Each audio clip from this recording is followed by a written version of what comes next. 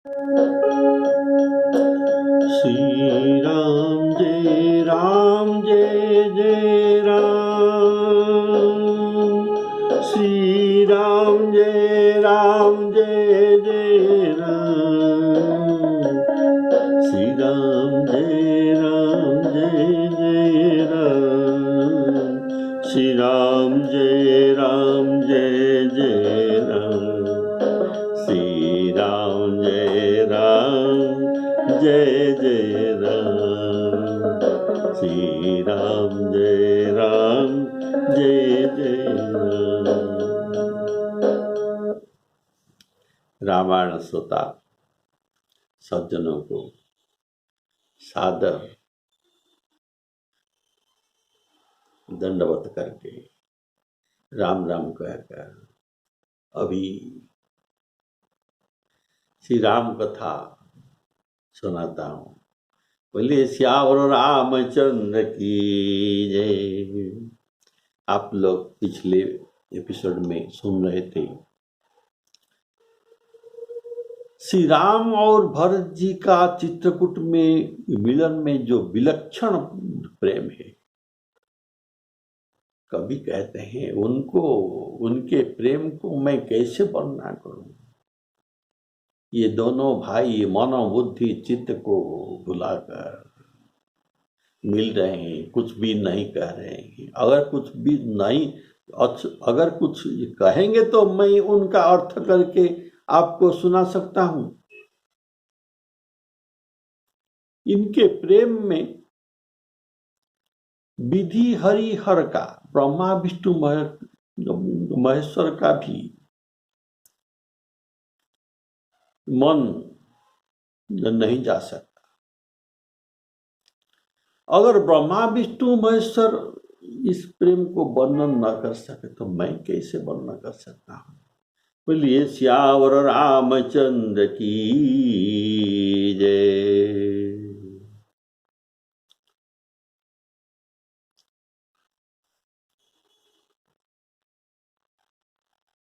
तो गोस्वामी जी कहते हैं उस प्रेम को मैं कुबुद्धि किस प्रकार कहूं। भला गांडर की तांत, गांडर की तांत, गांडर एक घास है, लंबा घास जो पुष्करणी में तालाब में दिखाई जाता है। अगर इसको लगाकर किसी जो वायलिन या किसी बाजा यंत्र में लगा जाए तो क्या सुंदर स्वर निकल सकता है। क्या सुंदर स्वर निकलने के लिए तार चाहिए। तो ये गांडर तांत मैं हूं, उनमें ये सुंदर स्वर अभी निकल नहीं सकते। बोले श्यावर रामचंद्र की जय। तो ये घास के तांत से सुराग, सुंदर राग कैसे बन सकता है।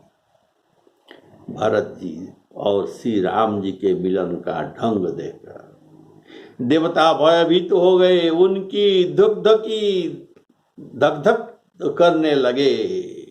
तब देवगुरु बृहस्पति ने समझाते हैं। तब कहीं ये मूर्ख को चेतना आया और ये उनके भरत जी को और रघुनाथ जी को प्रशंसा करके उन पर पुष्प वृष्टि करने लगे।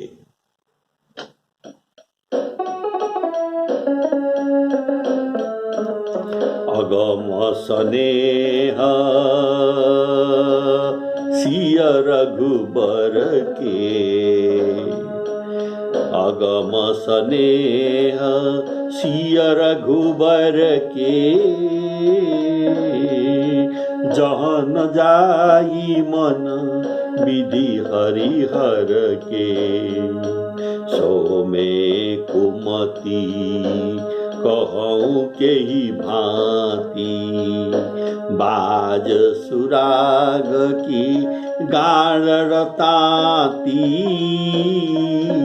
बाज सुराग की गाड़र तांती, मिलन बिलो की भरत रघुबर की, सुरगन सभय धक धकी धर की, समुझाए सुर गुरु जड़ जागे, बरसी प्रसून प्रशंसन लागे। श्री राम जय जय जय राम। फिर श्री राम जी प्रेम के साथ शत्रुघ्न से मिलते हैं और फिर श्री राम केवट निषाद राज को मिले। श्री राम जी केवट निषाद राज को मिलते हैं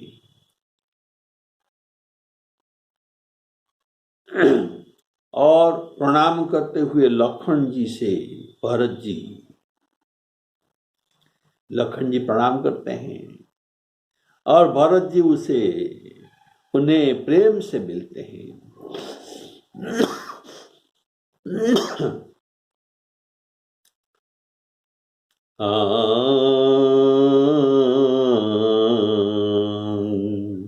तब लखन जी बड़ी उमंग के साथ छोटे भाई शत्रुघ्न जी से मिले। फिर लखन जी ने निषाद राज को हृदय में लगा लिया। फिर भरत और शत्रुघ्न ने उपस्थित सब मुनियों को प्रणाम किया और इच्छित आशीर्वाद पाकर वे आनंदित हुए। छोटे भाई शत्रुघ्न सहित भरत जी प्रेम में उमंग कर सीता जी के चरण छूते हैं। सीता जी के चरण कमल के रज को सिर पर धारण करके उनको बारंबार प्रणाम करने लगे। सीता जी ने उन्हें उठाकर उनके सिर में अपना कर कमल को स्पर्श कर उन दोनों को बैठाए। बोले श्यावर रामचंद्र की जय। भेटे लखन ललकी लघु भाई शत्रुघ्न को मिले लखन जी। भेटे लखन ललकी लघु भाई,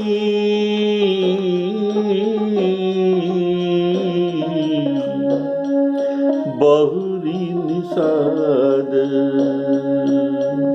लीन उरलाई। पुनि पुनि पुनि मुनि गण दुहु भाई न बंदी, अभिमत आशीष पाई आनंदे। सानुज भरत सहित अनुरागा, शिर धरि सिय पदुम परागा। पुनि पुनि करत प्रणाम उठाए, शिर कर कमल परसी बैठाए।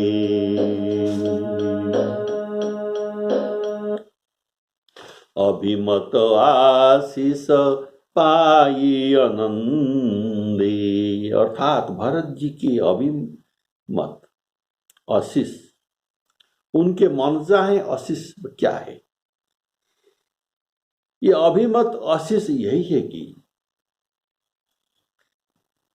पानी जोरी जो ये जो प्रयाग जी से जो वर मांगते हैं, ये था उनका अभिमत आशीष इच्छा। पानी जोरी मांगहि बरएउ, सिय राम पद सहज स्नेह। सिय राम पद सहज स्नेह। शत्रुघ्न, राम जी को छोटे भाई के बाद शत्रुघ्न राम जी को भेंटने के बाद, शत्रुघ्न राम जी को भेंटे, इसके बाद सीता जी को प्रणाम करना उचित है। लेकिन राम जी के साथ मुनि मंडली थे तो उसको प्रणाम करना पड़ा। मुनि मंडली के बाद वे सीता जी को प्रणाम करेंगे। पुनि मुनि गण दुहु भाई न बंदे, इसके बाद सीता जी को प्रणाम करते हैं। शिरधरि सिय पद पदुम पराग, कारण भरत जी के केवल भरत जी ने केवल राम जी के आशीर्वाद पर उनका मन का डर नहीं गया था। केवल राम जी के आशीर्वाद पर उनका डर मन से नहीं गया था। तो श्री राम जय राम जय जय राम। सीता जी भागवत के आचार्य, ये भागवत के ऋषि है, इसीलिए इनके आशीर्वाद के बाद इनके मन की संपूर्ण डर चला गया। सीता जी ने मन ही मन आशीर्वाद दिया, क्योंकि वे स्नेह में मग्न थे। उन्हें देह की सुध बुध नहीं थी। सीता जी को सब प्रकार से अनुकूल देखकर भरत जी सोच रहित हो गए और उनके हृदय में कल्पित दुख और भय सब जाता रहा। सिय आशीष दीनी मन माही, मगन स्नेह देह सुधि नाही। सब विधि सानुकूल लखी सीता, सब विधि सानुकूल लखी सीता। भेनि सोज मन अपडर बीता, भेनि सोच मन अपडर बीता। इसका भाव है,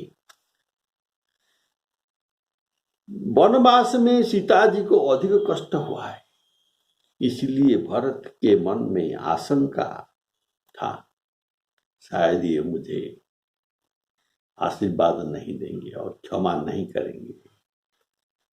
लेकिन अब ये आशंका दूर हो गया। उस समय न तो कोई कुछ कहता है, ये मिलन के समय किसी का मुख से भी बात नहीं निकलती और कोई किसी को न कहता है न कोई किसी को पूछता भी है। सब के मन प्रेम में परिपूर्ण था, इसलिए कुछ प्रश्न और पूछना और कहना का जरूरत नहीं पड़ रहा था। बोलिए श्यावर रामचंद्र की जय। वह अपना गति से खाली थे, वे अपना गति में खाली थे अर्थात इनके मन में संकल्प विकल्प और चांचल्य से शून्य था। इनके मन संकल्प विकल्प और चांचल्य से शून्य था। उस अवसर पर कोई कुछ नहीं कहते, कोई कुछ नहीं पूछते। ऐसे अवसर पर निषाद राज सोचने लगे, कोई कुछ नहीं कहते लेकिन मुझे कुछ कहना पड़ेगा। तो इसलिए ये प्रेम में समग्र थे, लेकिन ये धीरज धारण करके केवट हाथ जोड़कर प्रणाम करके विनती करने लगा कि हे नाथ, मुनिनाथ वशिष्ठ जी के साथ सब माताएं, नगरवासियां, सेवक, सेनापति, मंत्री सब आपके वियोग से व्याकुल होकर भी आए हैं। बोलिए श्यावर रामचंद्र की जय।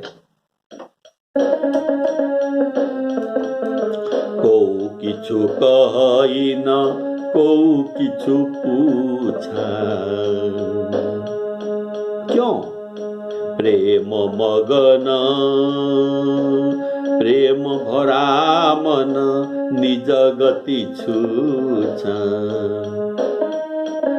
तेहि अवसर के बटु प्रणाम करी, जोरी पानी बिनवत प्रणाम करी। तेहि अवसर के बट जोरी पानी बिनवती तेहि अवसर के वट धीरज धरी, जोरी पानी बिनवत प्रणाम करी।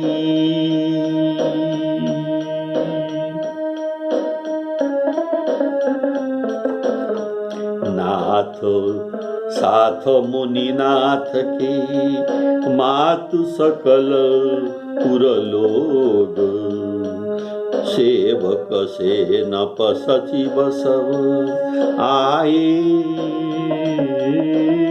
विकल वियोग आए विकल वियोग। श्री राम जय जय जय राम। तेहि अवसर केवटु धीरज धरी। केवट केवट केवट, ये 3 बार यहाँ बारंबार ये शब्द का प्रयोग किया गया है। कारण केवट डूबने से बचाते हैं। तब केवट, देखिए 3 बार केवट केवट केवट, आप इसका उच्चारण आप सुनेंगे। तब केवट ऊंचे चढ़ी जाई, केवट ऊंचे चढ़ी जाई, कहे भरत सन भुजा उठाई। भरत जी के मन में उत्साह बढ़ाने के लिए वो चल नहीं पाते, इसीलिए उनको लेकर ऊंचा जगह में दर्शन कराते हैं। देखो चित्रकूट पर्वत का दर्शन हो गया तो उनको उद्धार किया। बोलिए श्यावर रामचंद्र की जय, उनको बचाया। तब के मिली सप्रेम रिपुसूद नहीं, मिली सप्रेम रिपुसूद नहीं, केवट भेटे राम। 2 बार हो गया। अब भी केवट ये शब्द का प्रयोग किया गया है। तेहि अवसर केवट धीरज धरी। ये धैर्य धारण किया, किसी के पास धैर्य नहीं था। ये सबको प्रेम समुद्र से डुबाने से सबको बचा लिया। केवट धीरज धरना, कारण केवट अधीर हो अगर हो जाए तो नाव डूब जाता है। इसलिए कहा गया तेहि अवसर केवट धीरज धरी। यहाँ अब 4 भाइयों राम लक्ष्मण भरत और शत्रुघ्न ये स्नेह रूपक नदी में डूब रहे थे। अयोध्यावासी भी शोक सिंधु में डूब जा रहे थे। माता और गुरु जी के आने का खबर सुनकर श्री राम जी प्रेम रस से निकल आए, स्नेह नदी से डूबते हुए निकल आए और सावधान हो गए। अब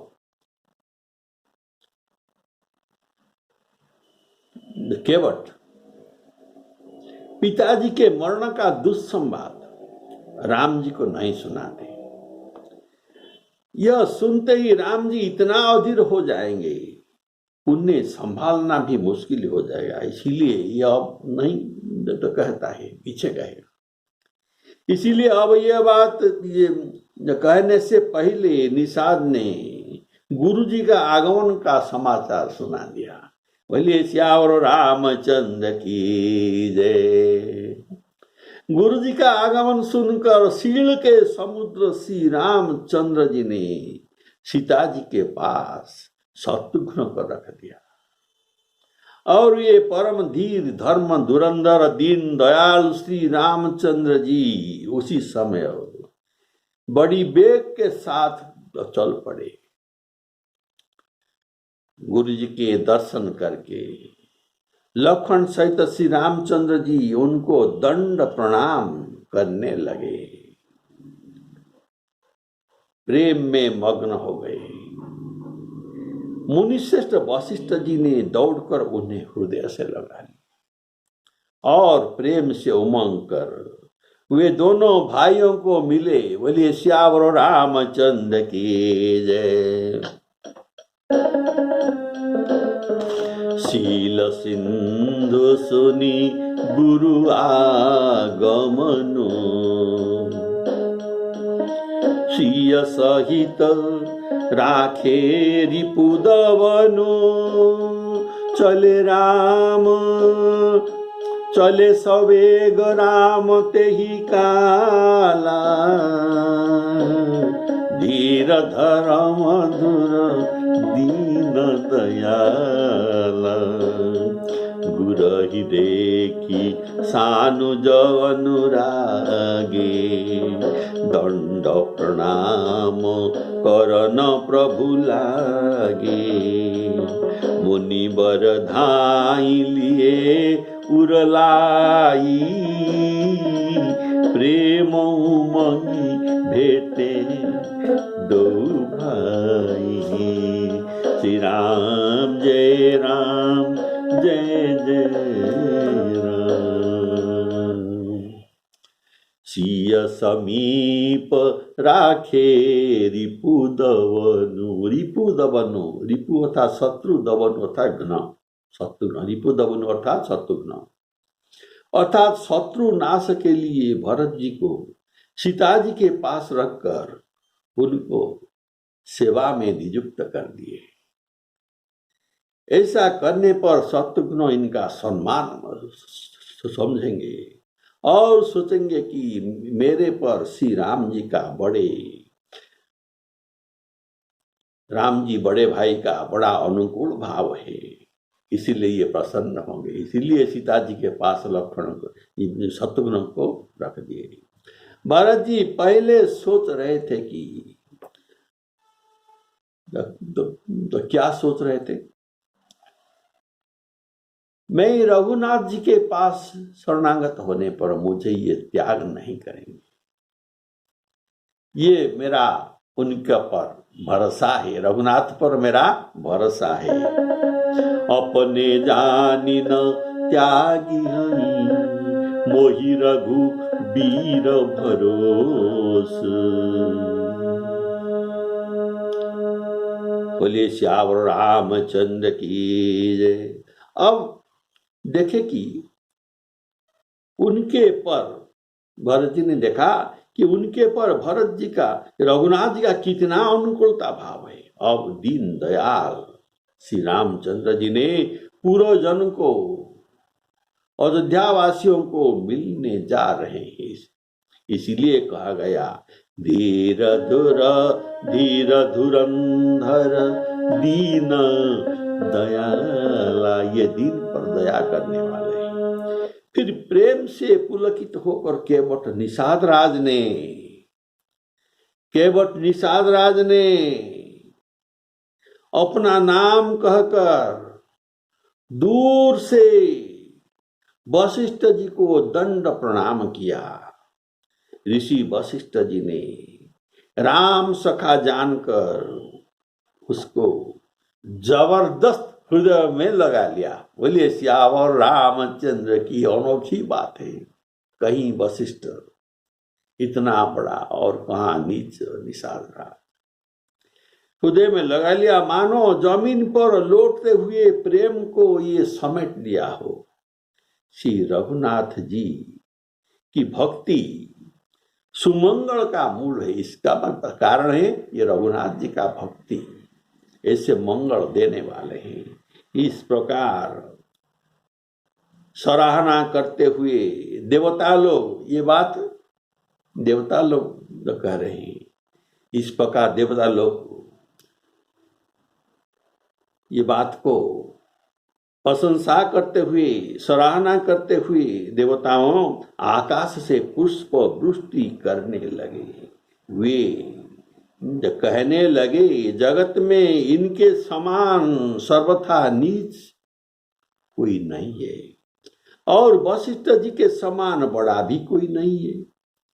जिस निषाद को देखकर मुनिराज वशिष्ठ जी लक्षण से भी अधिक जानकर, लक्षण से भी अधिक मानकर उससे आनंदित होकर मिलते हैं, उनमें छूत अछूत का कोई भेदभाव अभी नहीं रहा, पहले था। यह सब किस लिए हुआ?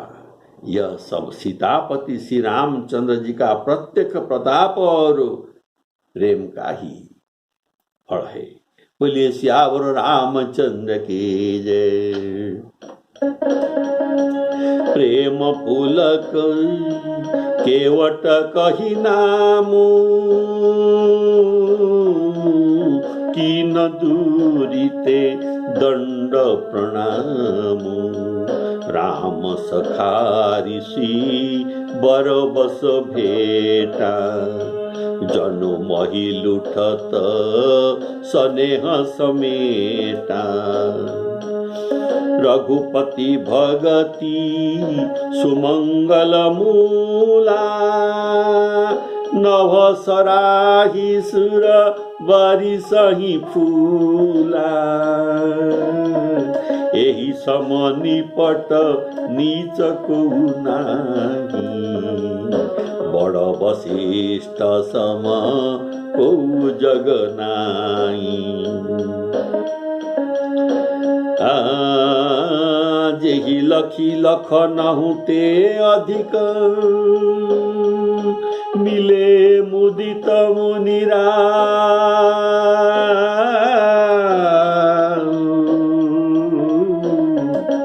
सो सीतापति भजन को, प्रगट प्रेम प्रभाव। श्री राम जय राम, जय जय राम। प्रेम पुलकी केवट कही नाम। देखिए, अभी जो बात हम कहेंगे थोड़ा ध्यान से मन लगाकर सुनेंगे, अगर हो सके तो कानों में ईयरफोन भी देकर सुनिए। देखिए, कुछ समय पहले गुरु जी को छोड़कर केवट भरत जी के साथ, गुरु जी के साथ तो ये आए थे केवट रास्ता दिखाने के लिए, तो अभी भरत जी को राम जी के पास पहुंचने के लिए जो रास्ता था, इनका साथ देकर भरत जी के साथ केवट जा रहा था। केवट गए थे। अब गुरु जी को भरत जी प्रणाम नहीं कर रहे हैं। वहां से वापिस आने के बाद आश्रम से राम जी के साथ और भरत जी के साथ फिर उनके दल को, समाज को वापिस आने के बाद भरत जी ने गुरु जी को प्रणाम नहीं किया, लेकिन इसका भाव है केवट प्रेम में पुलकित होकर ये भूल गए थे कि मैं पहले उनको नाम कहा था। जब भरत जी ने प्रणाम नहीं किया तब केवट ने क्यों गुरु जी को प्रणाम किया था? ये तो अभी तो ये भरत जी के साथ निकल कर गए थे और फिर वापिस लौटे, तो इसने क्यों गुरु जी को प्रणाम किया केवट? और उनको ये नाम भी कहा, ये तो पहले नाम कहा था, फिर भी नाम कहा उनका नाम, और उनके साथ मार्गदर्शक होकर उनके साथ तो ये आए थे। इसका ये प्रेम के कारण ये सब बात भूल गए थे। केवट ये सब बात भूल गए थे। मैं उनके साथ आया हूं, उनको मार्गदर्शन कराता हूं, अपना नाम भी पहले कहा था, ये सब बात ये भूल गए थे। फिर अपना प्रभु श्री राम जी गुरु जी को प्रणाम करते हुए देखकर ये निषाद भी प्रेम में पुलकित हो गया और गुरु जी को प्रणाम किया। बोलिए सियावर रामचंद्र की जय। गुरु जी निषाद के प्रेम पुलकित भाव को समझ गए। ये केवट का जन्म कैसे हुआ, उनको नीच जाति क्यों कहा जाता है, इसका कारण है क्षेत्रीय पुरुष और वेश्या स्त्री से केवट का जन्म, इसीलिए वह वर्ण संकर जाति है। ये जाति का जन्म हुआ है, इसीलिए ये जाति वर्ण संकर है, इसीलिए वह जाति में हीन है और अछूत कहा गया है। श्रृंगवेरपुर में भी गुरु जी को अपना नाम कहकर केवट दंड प्रणाम किया था, वह याद कीजिए। तब गुरु जी रथ में बैठे थे और भरत जी भी रथ में बैठे थे। तब श्रृंगवेरपुर में निषाद राज उन दोनों को दूर से अपना नाम कहकर प्रणाम किया था। तब क्या हुआ था, राम सखा को राम समान मानकर भरत जी रथ से उतर गए। तब केवट के प्रेम पुलकी भाव नहीं था। अभी जितना भाव है प्रेम पुलकित भाव, तभी इनके पास ये प्रेम पुलकित भाव नहीं था। कारण ये राम जी को परीक्षा करने के लिए आए हैं, परीक्षा करने के लिए आया था, इनके मन का भाव जानने के लिए आया था, इसलिए उनमें प्रेम नहीं था। तो केवट को मिलने के लिए भरत जी रथ से उतर आए और मिले, लेकिन गुरु जी वशिष्ठ जी को रथ से उतरकर केवट को मिलना ये समीचीन नहीं था। इतना भाव गुरु जी के पास नहीं था।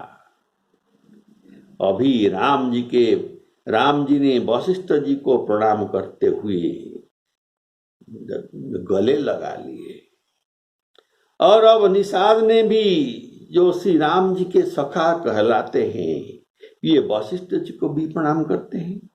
इसीलिए वशिष्ठ जी राम जी को गले लगाते हैं और प्रणाम करने पर निषाद राज को भी गले लगाते हैं।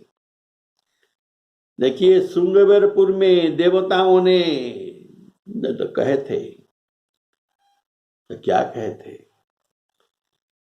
प्रशंसा करके निषाद राज को कहे थे,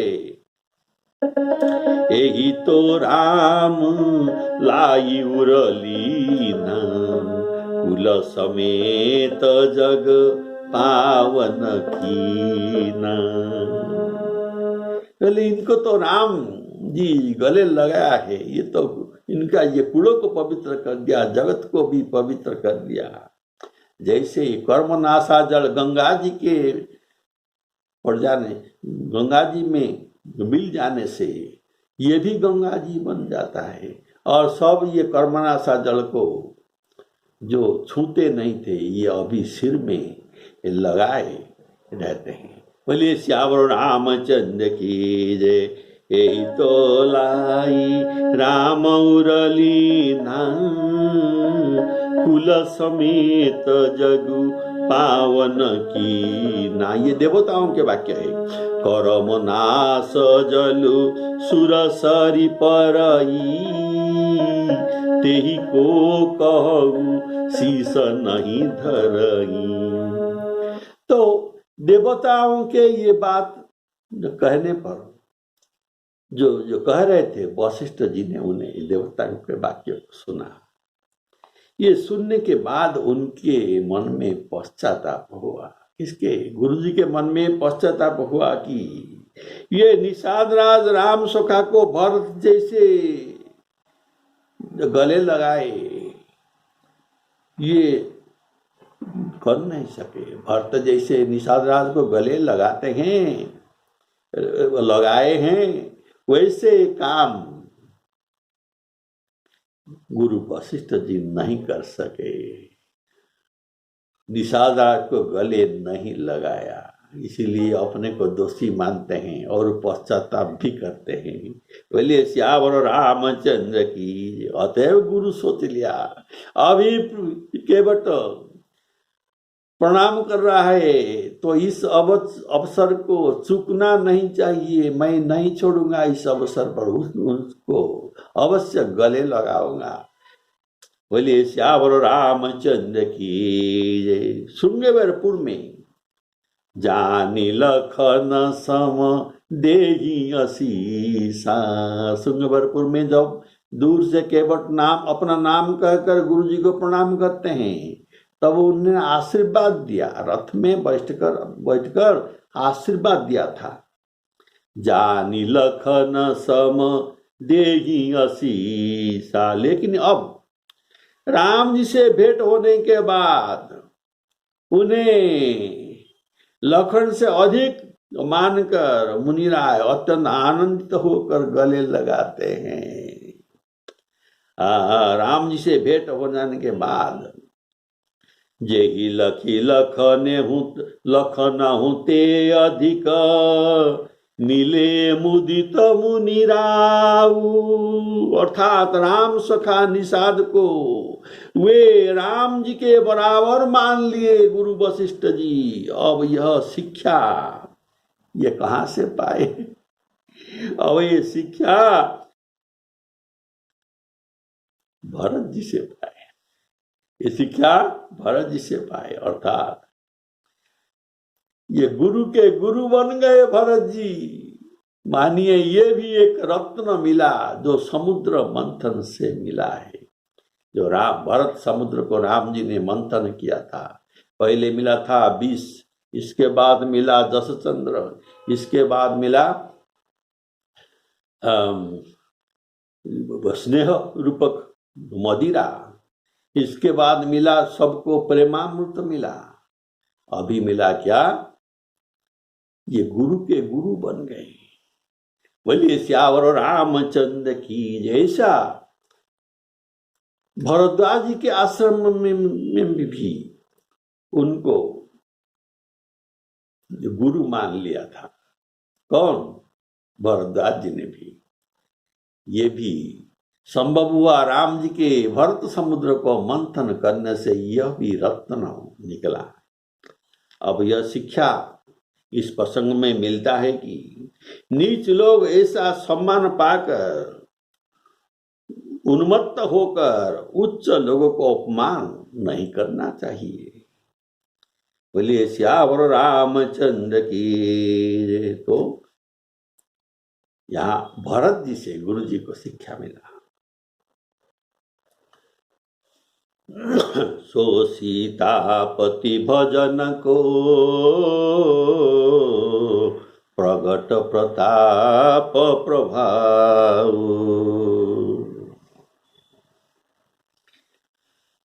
इसका भाव अब अगले एपिसोड में सुनेंगे। तो अब आज के लिए जय सीताराम। श्री सीताराम अर्पणामस्तु।